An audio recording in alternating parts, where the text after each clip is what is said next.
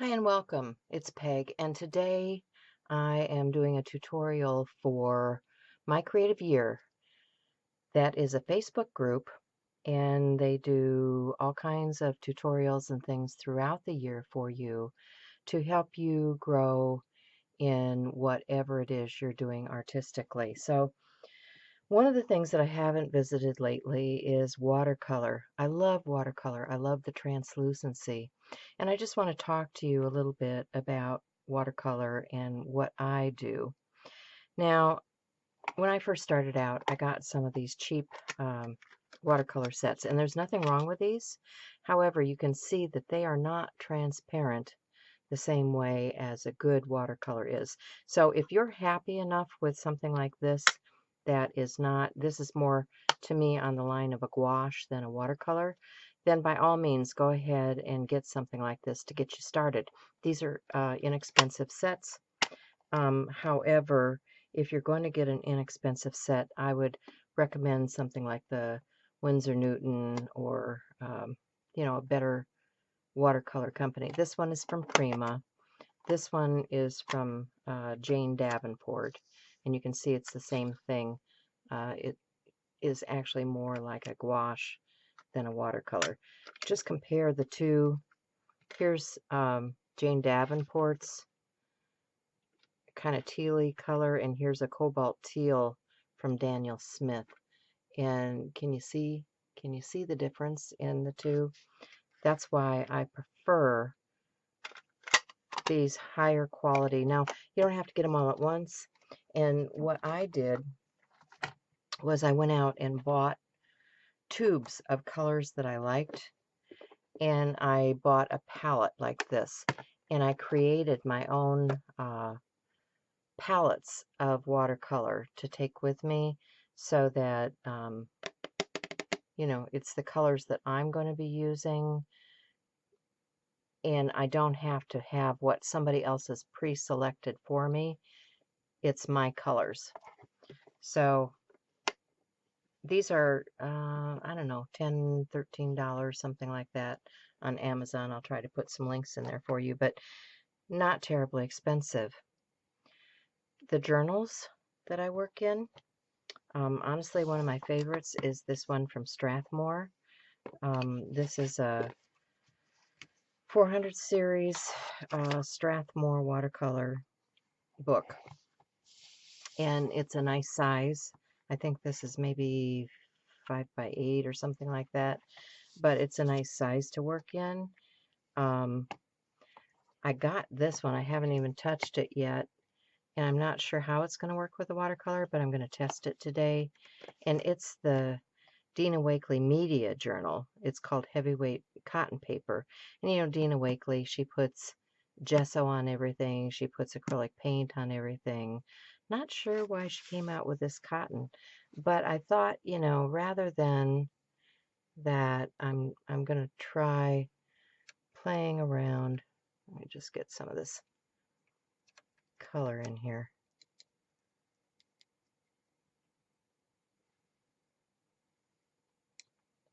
Thought I would try, just let's try and see what happens on this paper.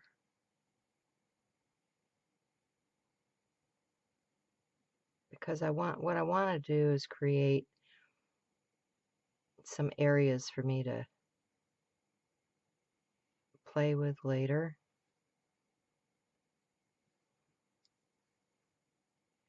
The other essential, is your water and your brushes. I have this cheap, it's a three glass pieces that fits in a tray, and I picked this up from IKEA for not very much money. I'm going to add some, let me do one more.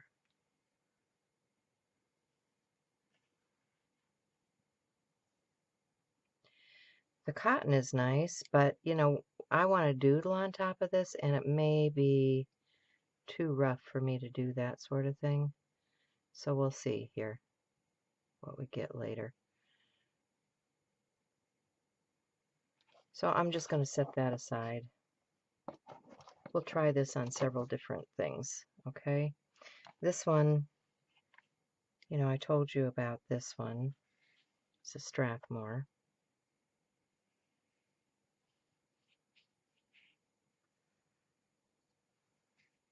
And it's a much smoother paper. And depending on what you're going to do on top of your watercolor, you may want to consider, you know, how smooth or how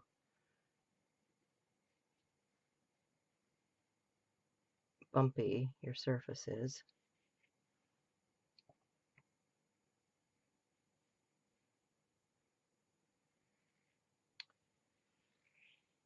I'm just putting some color down there. So we got something to play with later. I'm going to let that be. I shouldn't have closed the lid on that other one. All right, and then this one is a journal that I made myself, and I'll try to remember to put a link up above for that. But this was some scrap vinyl, and what I did was I created some watercolor signatures in here. So I've got 4 signatures in here with watercolor paper, and I like the torn edge, so that's what I left, was this torn edge. But you can see that this is some nice watercolor paper. It's a cold press. I can tell just by how textured it is. Hot press is going to be a much smoother paper. But I will also lay some color down on this paper. And you know, if you like to doodle, it's nice to have these landing pads for your drawing pen, but you do need to let them dry. So, you know, that's all I'm doing here is creating a place for some of that work to be done. And these are small enough journals, you know, that you can fit it in your bag when you're going somewhere. This would very easily travel with you. The other thing I like to keep here is I have an extra piece of paper. You know, if I want to test my colors or just clean the water and stuff out of my brush, I can do it on that test paper, and then I can use this later. I also have just a soft cotton rag, and I have tissue, because it's good to have tissue in your hand. You know, if something gets away from you, you can blot it with the tissue paper. The other thing I have out here is I have a rest for my brushes. This keeps my brush nice and is a place for them to rest on my desk. And you always want to keep your watercolor brushes separate from your acrylics and other brushes. They do not play well with other brushes. So let's see. Let's get some of this ultramarine. That's a beautiful royal sort of blue.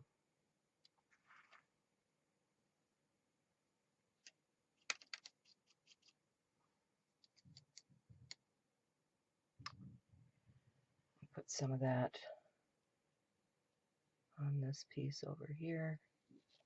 And you can overlay your color. Can go right over the other one. You can do this whatever way you want to do it. I kind of like it where they overlap. Gives it more interest for me.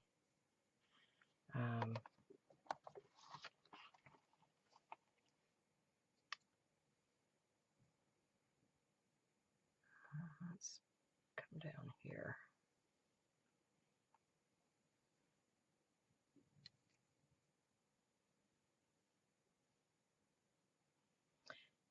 it's nice to have a nice soft bristle brush. When you go shopping in the store, they will tell you, when you're looking in the different areas, which ones are watercolor brushes and which ones are for acrylic. I would say buy the ones that are made specifically for watercolor.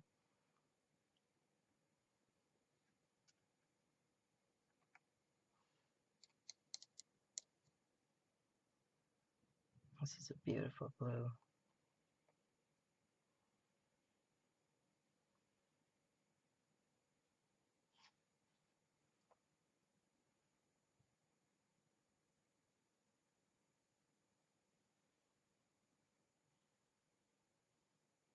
This one is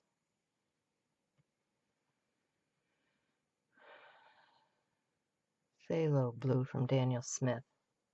Beautiful color.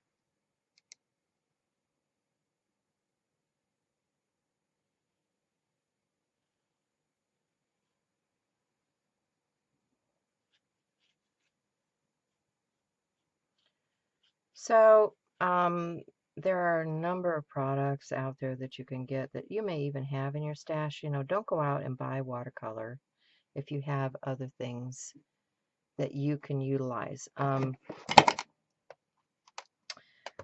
Some of the things that I have would include these Inktense blocks. These are ink in a stick form, but I have a lot of colors in the Inktense block. And this is a good way to get beautiful color.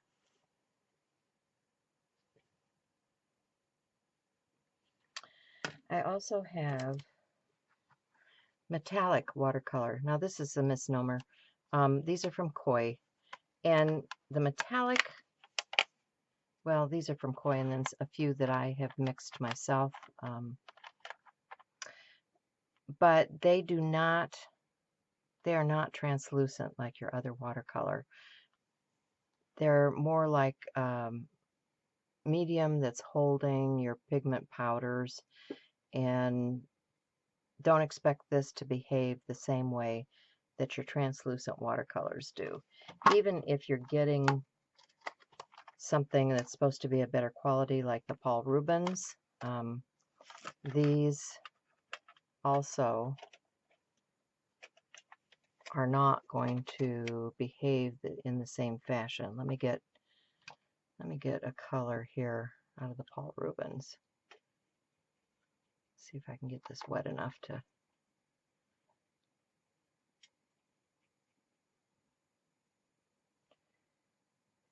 You'll see that it's beautiful, it's shimmery,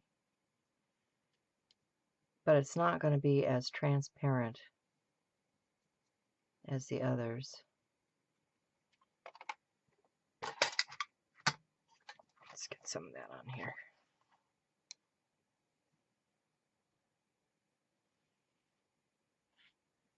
It's moving the other color out, and I'm okay with that.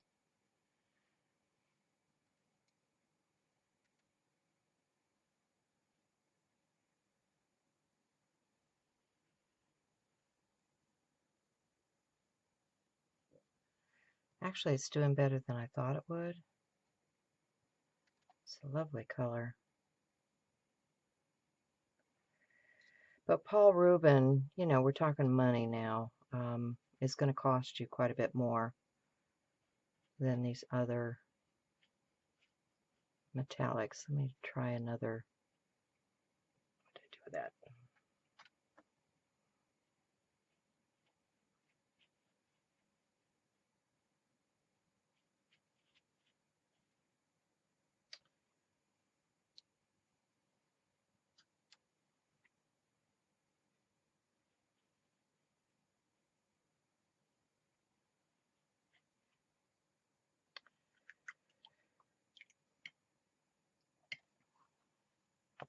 Let me get one of these other metallics out. One of these koi. And let's try one of these golds. What did I do with my water? There we go.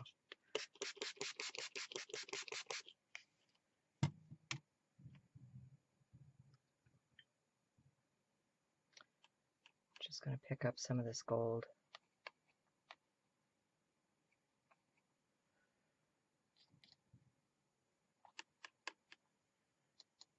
You can see right away that this is not as translucent.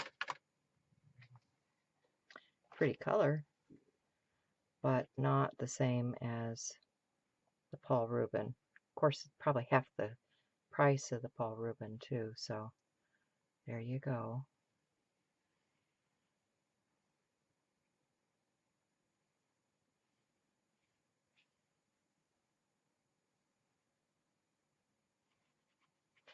And I am not a watercolorist, folks. I am a mixed media artist, but I love to play with all the products and see how I can use them together. So, you know, you're going to see, on my channel, you're going to see a multitude of mediums coming out just because that's the kind of thing I like to do. So, if you're interested in watercolor, I'd say go check out, number one, Gina Aaron's channel, because she does a lot of watercolor. I'd say get some books on the subject matter, because there's a lot of good information out there. And YouTube also has a lot of good watercolorists. Creation does a lot of watercolor work, so you might want to try her out and see how you like that. And just have a good play, because it's always fun to just get out your tools and play, right?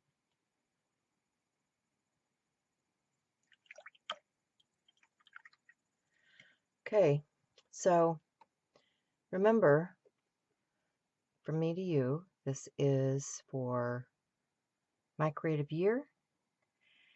And honestly, the theme for the month is communication. Not sure how I'm going to tie that into what I'm doing here. But the good thing about it is they give me the leeway to